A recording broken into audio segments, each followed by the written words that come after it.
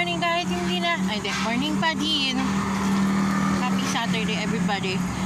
Girl, I just had the rudest encounter sa city bus kanina. Like, ano ba naman? Sabado na lang. Kinangon pa talaga may maldita. Ako lang talaga maldita dapat. Ay!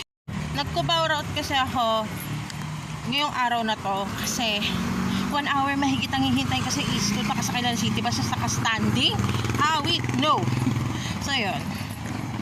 While waiting for the city bus, may katabi ako sa linya na medyo masama ang tingin. Masama yung tingin ni ate. Feeling ko ganun lang talaga siya tumingin. Pero, grabe siya makatitig sa akin. Parang, alam mo yung inaalala niyo yung mukha ko. Tapos parang ako, hindi ko siya pinansin. Hindi. Tapos, namatay yung city bus. So, nakapila. Si ate, bigla ba naman o-overtake sa akin? Hindihan ko kung by accident. Pero, sunod-sunod. So, to the point na naiirita na ako.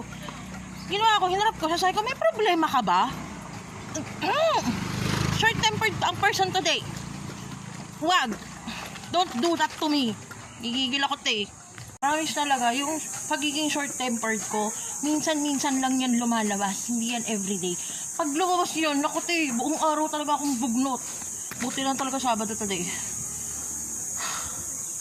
Di yun na nga, hinarap ko siya, sabi ko, problema ka ba? Tapos parang titigan niya lang ako, tapos inirapan niya ako. Oh, that's like, kausapin niyo po yan. Kasi nanginginig na ako, nagagalit na ako. Ako kasi pag nagagalit ako, paunti-unti. Pero pag sumusobra na, at napipikon na talaga ako, nanginginig ako kasi ayoko manakit. Promise, nagbabagong buhay na po ako. Hindi na po ako violent person.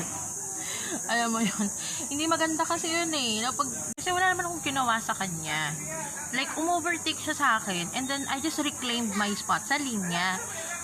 Problema mo, Like, ang problema mo? Alam mo yun, Sabado, kalmado, kaganyan ka. Ano ka? Kaya, I swear to God,